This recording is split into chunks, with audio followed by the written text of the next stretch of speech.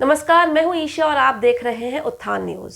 जैसे कि आप सभी को मालूम है कि ये क्रम जो चल रहा है वो चल रहा है, हम जो भी विभिन्न क्षेत्रों के नॉन पर्सनालिटीज हैं अलीगढ़ की, हम उससे पूछ रहे हैं कि एमएलए अगर चुना जाता है, जो भी नई सरकार चुनी जाती है, उसमें आप क्या अपेक्षा करते हैं, आपकी क्या एक्सपेक्टेशंस रहती है। और इसी क्रम में हमारे साथ आज आहुति के फाउंडर मिस्टर अशोक चौधरी जी हैं। सर, आपका बहुत बहुत स्वागत है। बहुत बहुत धन्यवाद सर। जैसे कि हमें मालूम है अब 10 तारीख को जो है काउंटिंग हो रही है और सरकार आ जाएगी।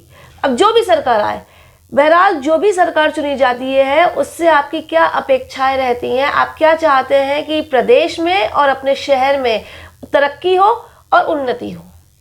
देखिए, मैंने लंबे समय तक प्रकृति संरक्षण और जल संरक्षण के लिए काम किया है और मैं बहुत निराश हूँ कि कोई भी दल, राजनीतिक दल प्रकृति संरक्षण के प्रति और जल संरक्षण के प्रति गंभीर नहीं है।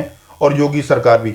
हमको औद्योगिक विकास चाहिए, औद्योगिक विकास बहुत आवश्यक है, लेकिन प्रकृति का विनाश करके हम औद्योगिक विकास को कितने दिन तक अक्षुण्ण रह पाएंगे? जब हमारे प्रकृति में औद्योगिक विकास नहीं था, हम तब भी जीते थे। हम प्रकृति के बिना जी नहीं सकते, ये सत्य सब जानते हैं, लेकिन किसी भी पार्टी के मैनिफेस्टो में प्रकृति संरक्षण और जल संरक्षण से लेकर कोई बिंदु नहीं है। ये मुझे बहुत निराश करने वाला है। भारतीय जनता पार्टी के भी मैनिफेस्टो में ऐसा कोई बिंदु नहीं है जो जल संरक्षण, प्रकृति संरक्षण से संबंधित हो। ये बहुत आवश्यक है। हम औद्योगिक विकास करें, ठीक है, होना चाहिए, लेकिन उसके साथ साथ जल संरक्षण और प्रकृति संरक्षण की भी बात होनी चाहिए। हर साल हम करोड़ों पेड़ प्रदेश में लगा देते हैं, वास्तव में वो पेड़ लगते कितने हैं और लगने के बाद जीवित कितने रहते हैं, इसकी जवाबदेही ना तो कोई जिला प्रशासन करता है, ना ही राज्य सरकार करता है। हम घोषणा कर देते हैं, वाहवाही लूट लेते हैं, लेकिन वास्तविकता धरातल पर उसके बिल्कुल विपरीत है। इसी के कारण प्रदूषण बढ़ रहा है। औद्योगिक विकास चाहिए तो प्रदूषण भी होगा, प्रदूषण होगा तो प्रदूषण को कम करने के लिए हमको वृक्षारोपण भी चाहिए। इस दिशा में सरकार कतई गंभीर नहीं है। ये मुझे बहुत निराशा है। मैंने लंबे समय तक काम किया है और मैं इसको लेकर बहुत निराश हूं। दूसरा, जल संरक्षण। योगी सरकार ने जल संरक्षण को लेकर बहुत गंभीरता दिखाई और 25 फरवरी 1919 को एक भूगर्भ जल संरक्षण संवर्धन अधिनियम योगी सरकार द्वारा लाया गया, डॉक्टर महेंद्र सिंह जी द्वारा लाया गया, लेकिन उसका इंप्लीमेंटेशन कब होगा, मैं उसकी प्रतीक्षा कर रहा हूं। हम पहले समय पर पानी लिया करते थे, अब चाहे जब हम समरसेबिल का बटन दबा देते हैं और चाहे जितना पानी हम बहा रहे हैं, भूगर्भ जल का विनाश हो रहा है।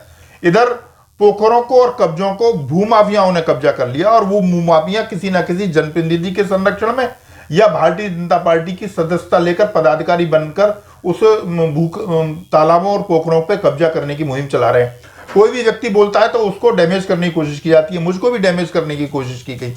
तो ये बंद होना चाहिए। प्रकृति का हमें संरक्षण करने के लिए तालाब, पोखरों का संरक्षण, नदियों को जीवित करना, उनका संरक्षण, इस दिशा में हमको गंभीरता से काम करना चाहिए। बहुत सारे देशों में पीने का पानी और अन्य कामों का पानी अलग अलग आता है। हम अभी वो व्यवस्था तो कर ही नहीं पाए हैं।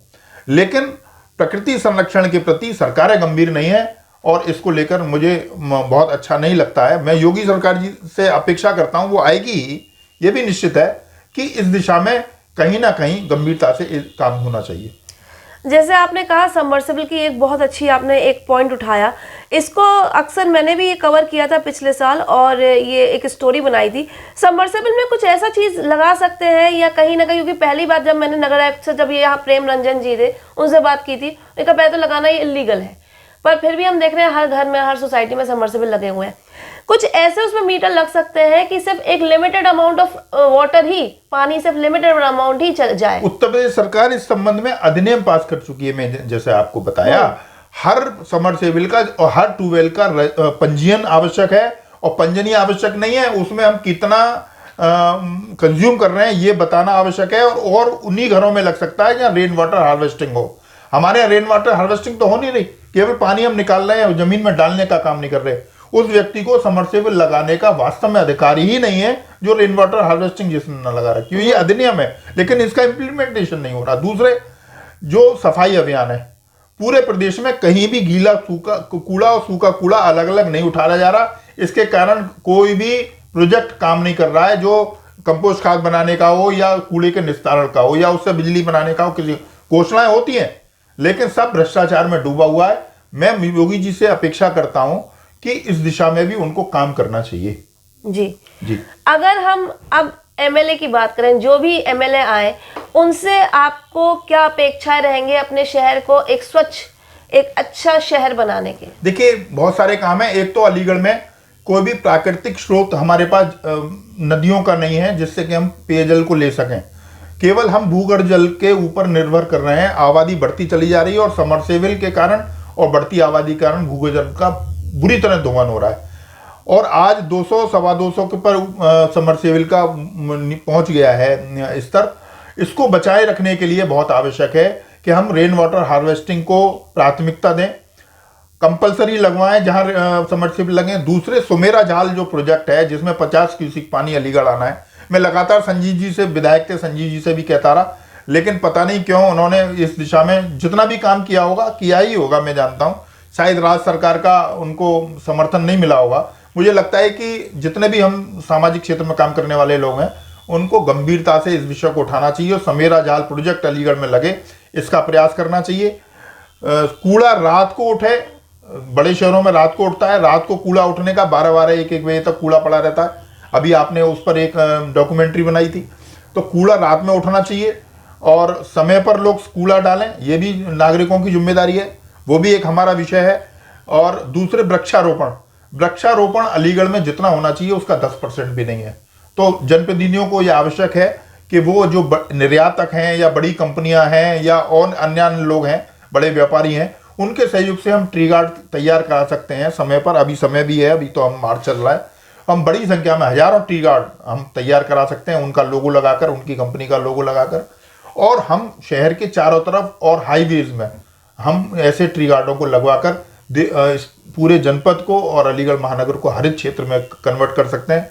एक मेरा यह है कि नगर निगम को, रेडियो को ऐसा लेना चाहिए कि हम कुछ क्षेत्रों को छांट कर उनको हरित क्षेत्र बनाएं, उनको ग्रीन मतलब एरिया बनाएं कि ये क्षेत्र बिल्कुल हरित क्षेत्र है और उनमें व्यापक और सघन वृक्षारोपण कराएं। इसके अभियान भी सामाजिक कार्यकर्ताओं को और संगठनों को साथ लेकर करना चाहिए। जी। और एक सड़क भी एक मुद्दा है यहाँ अलीगढ़ में, जहां तक देखिए, सड़क मुद्दा इसलिए नहीं है, सड़क इसलिए मुद्दा बन गया कि हमने प्रदूषण कम करने के लिए ई रिक्शों को प्राथमिकता दी। आज अलीगढ़ में जितने ई रिक्शे होने चाहिए उसका लगभग 8-9 गुना ई रिक्शे हैं और उनका ना तो रूट तय है, ना उनका कोई कलर तय है और उसके पीछे एक बहुत बड़ा भ्रष्टाचार है जिसको मैं पहले भी कहता रहा हूं। और उसको इस सत्तारूढ़ भारतीय जनता पार्टी के माननीय जनप्रतिनिधि का समर्थन प्राप्त है। इसके कारण ये ई रिक्शों की ये सब रुक नहीं रहा है। प्रशासन भी चाहता है और अन्य बीजेपी के और जनप्रतिनिधि और सामाजिक कार्यकर्ता भी चाहते हैं कि शहर में ई रिक्शों की संख्या घटनी चाहिए, उनके रूट निर्धारित होने चाहिए, उनके कलर निर्धारित होने चाहिए। लेकिन एक जनप्रतिनिधि के भ्रष्टाचार के और हठधर्मिता के कारण ये संभव नहीं हो पा रहा है, ये मेरा आरोप है। जी। आप हालांकि एक बीजेपी के कार्यकर्ता के रूप में पहचाने जाते थे या पहचाने जाते हैं अब भी, पर अक्सर देखा गया है कि चाहे आप कुछ लिखते हो या कुछ बोलते हो, अक्सर वो बीजेपी के अगेंस्ट ही रहता है। तो इससे हम क्या समझें? देखिए, मैंने जीवन का एक बहुत बड़ा कालखंड भाजपा में बिताया है और मैं आजीवन भाजपा ही हूँ। वास्तव में आज मेरी जिम्मेदारी, जो मेरी 62 साल की अवस्था है, मैं ये चाहता हूँ कि भारतीय जनता पार्टी अकेली पार्टी है इस देश में जो राष्ट्रवाद को स्थापित कर सकती है, देश की संस्कृति, समाज और को सुरक्षा प्रदान कर सकती है, यहाँ के जो मूल्य हैं, यहाँ की जो मान्यताएं हैं उनको रक्षा कर सकती है। और वो अगर भ्रष्ट हो जाएगी तो अगर वो अपने जो मुख्य रास्ता है उससे भटक जाएगी तो हम अपने उद्देश्यों को प्राप्त नहीं कर सकते।